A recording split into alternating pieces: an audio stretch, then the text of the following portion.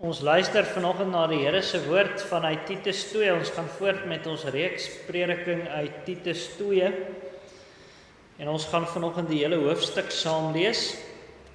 En ons aandag in die besonder bepaal by vers 11 en 12 van Titus hoofstuk 2.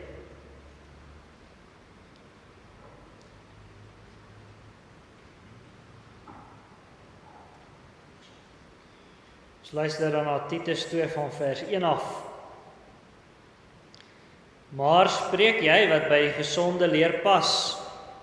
Die ou manne moet nugter wees, waardig ingetoe, gesond in die geloof, in die liefde, in die lydsaamheid. Die ou vroue moet ook in hulle gedrag wees, soos dit die heiliges betaam. Geen kwaadspreeksters of van baie wyn verslaaf nie, maar leraresse van wat goed is, sodat hulle die jong vroue kan leer om versigtig te wees, hulle manne en kinders lief te hê, ingetoe te wees, kuis, huislik goed, aan hulle eie manne onderdanig, sodat die woord van God nie belaster word nie. Vermaan die jong manne net so om ingetoe te wees, betoon jou in alles 'n voorbeeld van goeie werke, met onvervalsheid in die leer, waardigheid, opregtheid. Laat die woord gesond en onweerspreeklik wees, sodat die teestanders beskaam kan word en niks slegs kan hê om van julle te sê nie. Die diensknegte moet onderdanig wees aan hulle eie here, hulle in alles behaag en nie teepraat nie. Hulle moet niks ontvreemd nie, maar alle goeie trou betoon, sodat hulle die leer van God ons verlosser in alles kan versier. Want die reddende genade van God het aan alle mense verskyn en leer ons om die goddeloosheid en wêreldse begeerlikhede te verloon, ingetoe en regverdig en vroom in die teenswoordige wêreld te lewe, terwyl ons die salige hoop en die verskyning van die heerlikheid verwag, van die groote God en ons verlosser, Jesus Christus, wat homself vir ons gegee het, om ons te verlos van alle ongeregtigheid en vir homself 'n volk as sy eiendom te reinig, ywerig in goeie werke. Spreek hierdie dinge en vermaan en bestraf in alle erns, laat niemand jou verag nie. Ons fokus in die besonder op vers 11 en 12 van hierdie gedeelte, want die reddende genade van God het aan alle mense verskyn, en leer ons om die goddeloosheid en wêreldse begeerlikhede te verloon, ingetoe en regverdig en vroom in die teenswoordige wêreld te lewe.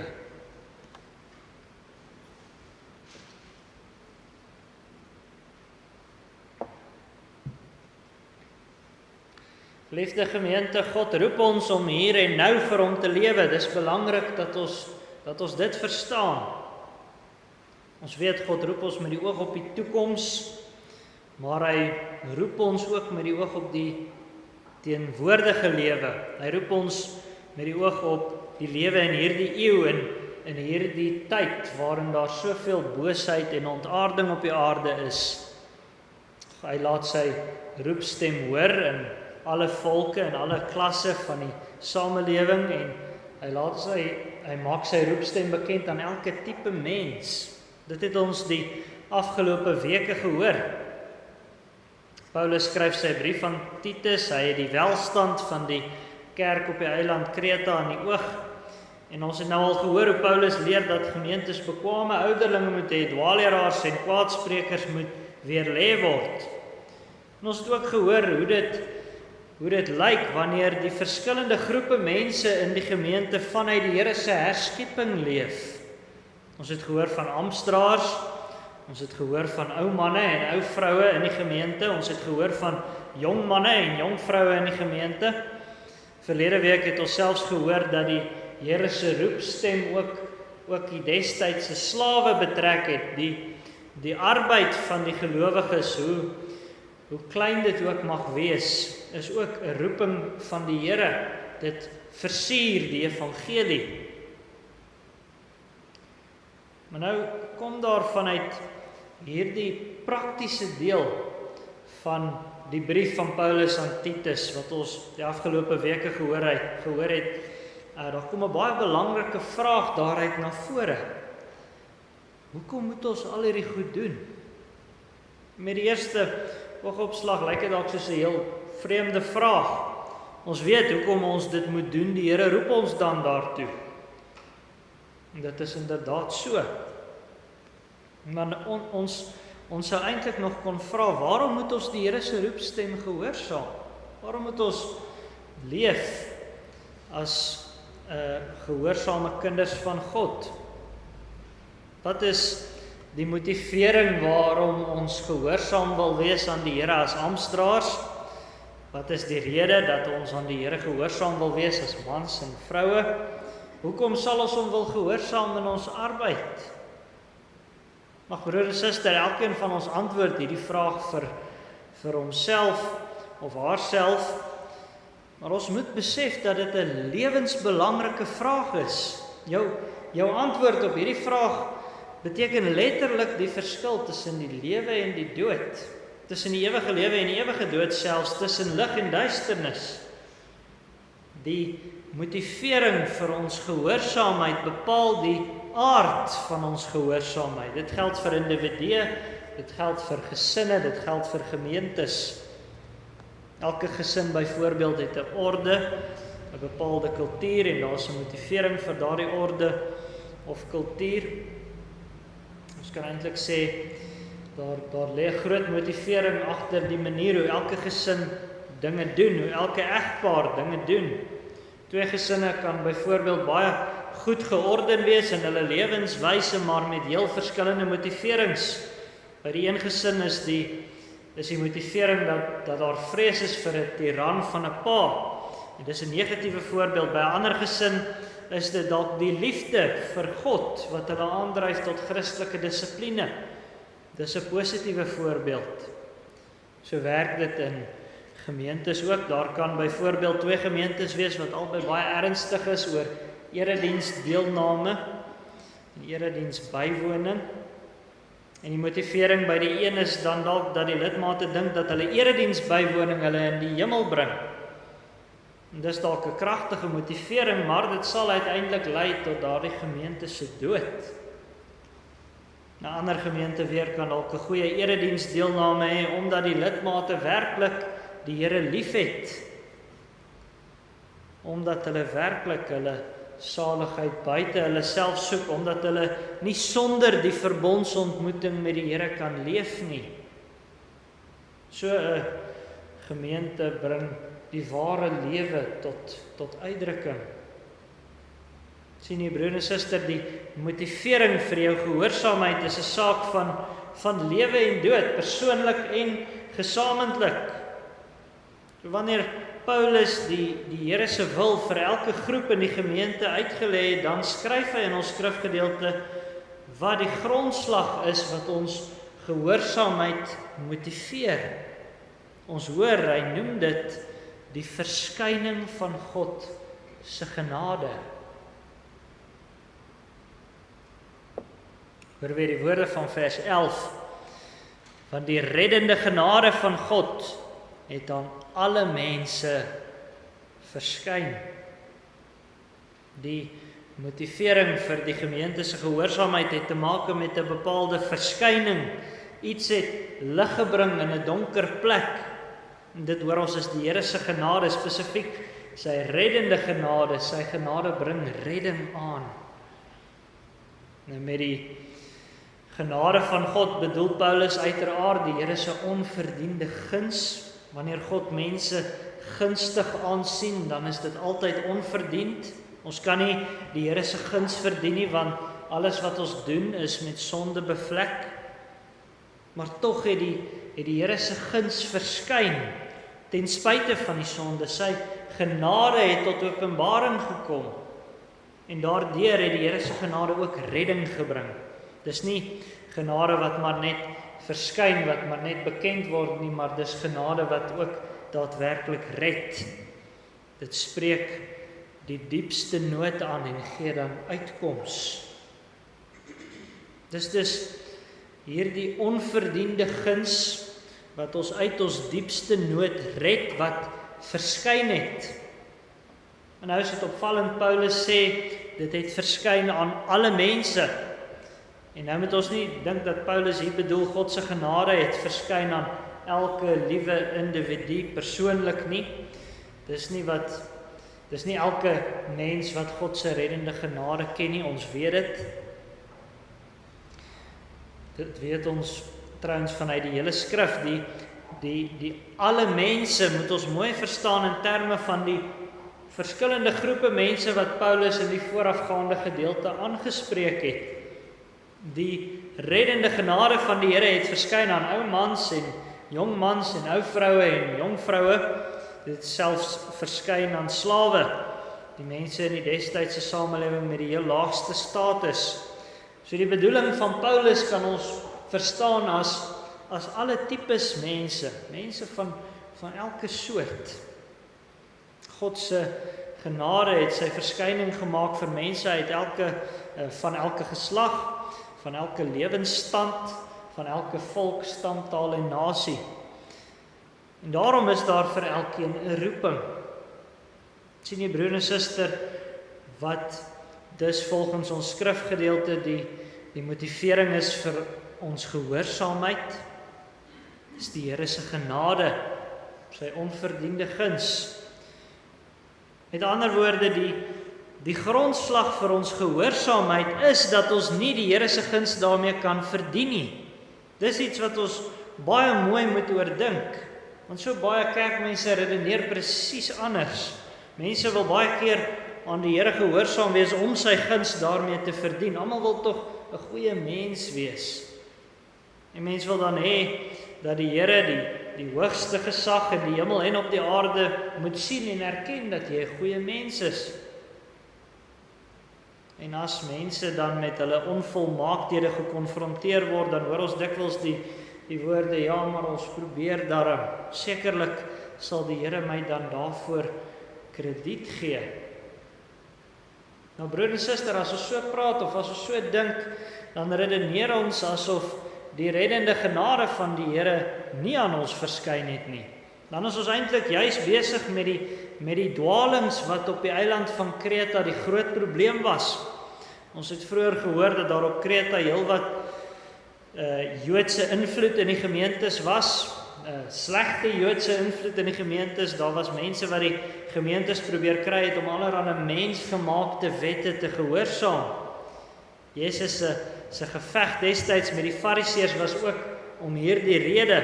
Hulle het die Here se guns met hulle vroomheid en met hulle goeie werke probeer verdien. Met hulle gehoorsaamheid het hulle die Here se arm probeer draai, kan ons maar sê.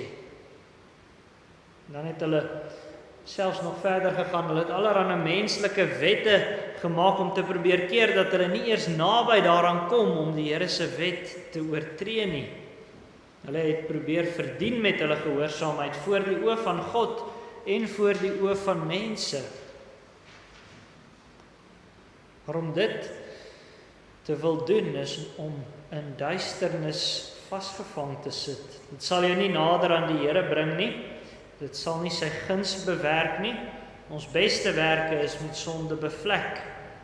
Hulle aan wie die Here se reddende genade verskyn het, se gehoorsaamheid word gedra deur daardie genade. Hulle het die lig gesien en die duisternis het dit vir hulle nie oorweldig nie. Dis hoekom ons skrifgedeelte sê die Here se reddende genade het verskyn. Dit het kom lig werp in die duisternis. En hierdie reddende genade van God dan is 'n persoon. Wanneer Sagaria van Johannes die Doper sing, dan hoor ons dit duidelik. Johannes moes vooruit van Christus getuig en sy pa Sagaria sing van hom in Lukas 11. En jy kindjie sal 'n profeet van die Allerhoogste genoem word, want jy sal voor die aangesig van die Here uitgaan om sy weer reg te maak, om kennis van saligheid aan sy volk te gee in die vergifnis van hulle sondes, deur die innige barmhartigheid van onsse God, waarmee die opgaande lig uit die hoogte ons besoek het, om te skyn oor die wat in duisternis en doodskade wees sit, om ons voete na die pad van vrede te rig. Die lig uit die hoogte het verskyn oor hulle wat in duisternis en doodskaduwees sit. Christus is die lig van die wêreld wat ons kom verlos het daarvan om in die duisternis te leef. Die duisternis is immers die plek waar ons leef sonder God se liefde. Dis 'n plek waar 'n mens leef op een van twee maniere. Mense doen die werke van die duisternis as hulle bandeloos leef, as hulle tugteloos leef, as hulle gruwelike lewens lei. Of mense kan in die duisternis leef deur te probeer verdien. Mense probeer hulle saligheid bewerk met hulle goeie lewe. En so is daar baie kerkmense wat vandag nog in duisternis en doodskaduwees sit. Daar is ook 'n magdom afgodsdienaars wat op hierdie manier in die duisternis sit. Jy kan maar gaan kyk na al die afgodsdienste, broers en susters. Almal van hulle werk met verdienste. Dis net die Christelike godsdiens wat werk met genade. Die afgodsdienste werk sodat jy jou saligheid moet verdien deur meer goed as kwaad te doen. Of jy moet goed leef met die oog op reïnkarnasie of om die voorvadergeeste tevrede te hou of wat ook al. Maar dit is die duisternis. Jesus Christus is die lig. En waar ons hom sien skyn, dan besef ons werke kan ons nie red nie. Waar ons hom sien skyn, sien ons sy verdienste. Ons sien hoe hy as lig van die wêreld nie vir die duisternis vatplek gegee het nie. Hoe hy nie gesondig het nie. Ons sien hoe hy so vir ons die ewige lewe verdien het. As ons vir Jesus sien skyn, dan besef ons, hy het met sy volmaakte offer vir ons sondeskuld betaal. Hy is die lig. Hy is die reddende genade van God. Hy het immers die ewige guns van God vir ons verdien. Deur sy perfekte gehoorsaamheid het God in ons behaag vind hy in ons vreugde. Ons kan hom ken as kinders wat sy guns vir ewig sal geniet. Maar Christus as lig het hierdie genade ook reddend vir ons bewerk. Hy het in ons diepste nood verskyn en ons daaruit gered. Ons diepste nood is mos dat ons deur die sonde van God se liefde verwyder is. Maar Jesus het ons daaruit kom red deur ons volmaak en regverdiglik met God te versoen. Hy is dus die verpersoonliking van God se reddende genade. Die verskyning van Christus het begin by sy geboorte. Christus het uiteindelik verskyn as die lig van die wêreld. Dit sê hy ook self in Johannes 12 vers 46. Ek het as 'n lig in die wêreld gekom sodat elkeen wat in my glo nie in die duisternis sou bly nie.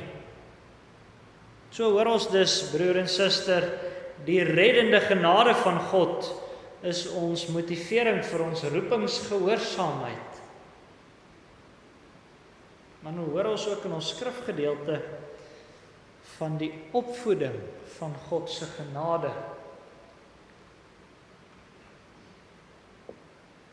Hoor weer vers 12 van ons skrifgedeelte, waar Paulus sy argument bou, die genade wat verskyn het, en dan sê hy wat die genade doen, en leer ons om die goddeloosheid en wêreldse begeerlikhede te verloon, ingetoe en regverdig en vroom in die teenwoordige wêreld te lewe.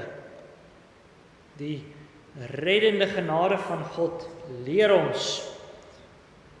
My broer en suster, ons het gehoor dat die een probleem op Kreta was dat sommiges in die kerke onder die Joodse invloed probeer het om God se guns te verdien met 'n klomp mensgemaakte reëls, met 'n klomp mensgemaakte gebooie. Maar 'n ander probleem in die gemeentes op Kreta was die Kretense se volksaard. Hulle was van nature uitermate lui en vraatsig en losbandig. En dis ook, soos ons gehoor het, 'n toestand van duisternis. En daarom lê Paulus ook besonder sterk die klem op die feit dat die genade wat verskyn het, ook opvoed. As die genade aan jou verskyn het, dan laat dit jou nie onveranderd nie. As die genade aan jou verskyn en dan werk die Heilige Gees immers in jou. Die genade voed jou op. Die woordjie wat in ons skrifgedeelte met leer vertaal is, dui letterlik op 'n streng opvoeding en 'n formele opset.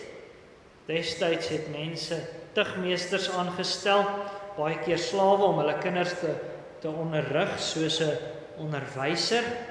En hierdie tugmeesters moes die kinders leer en hulle moes ook streng dissipline handhaaf. Hulle het meestal selfs die reg gehad om die kinders pak slaag te gee.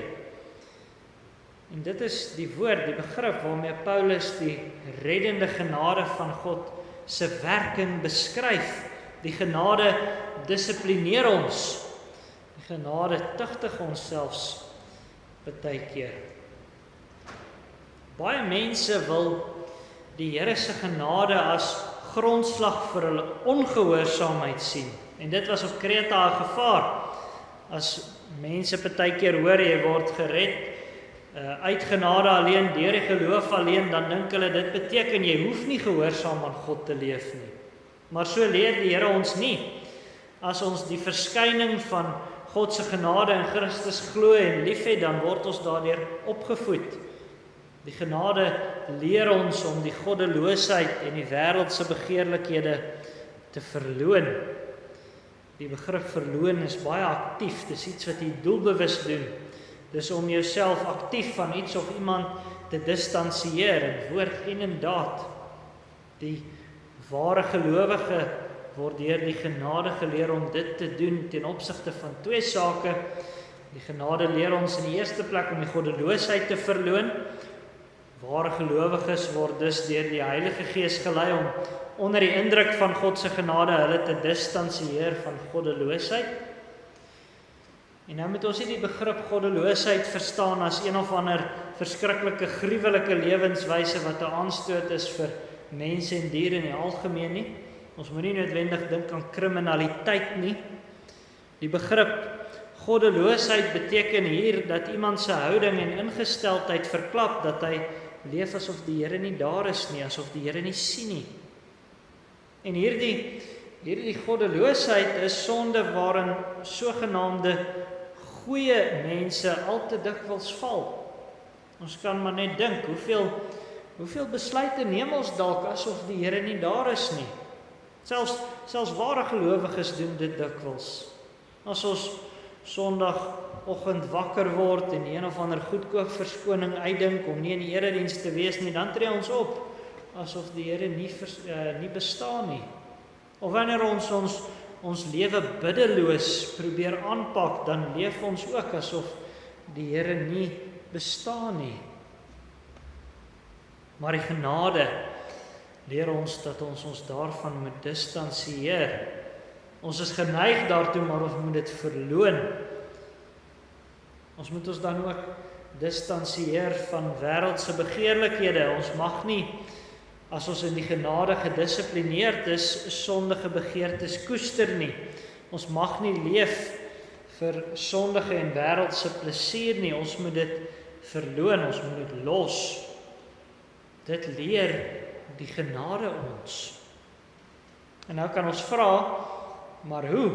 Hoe leer die genade ons dit? Dit voel soos dinge wat ons veel eerder in die wet van die Here leer. Hoe leer ons dit in sy genade? Nou broer en suster, die genade van die Here leer ons dat die goddeloosheid en die wêreldse begeerlikhede selfvernietigend is. Dis nooit maar nooit goed vir jou nie. Dis nooit goed vir enige iemand om jou nie.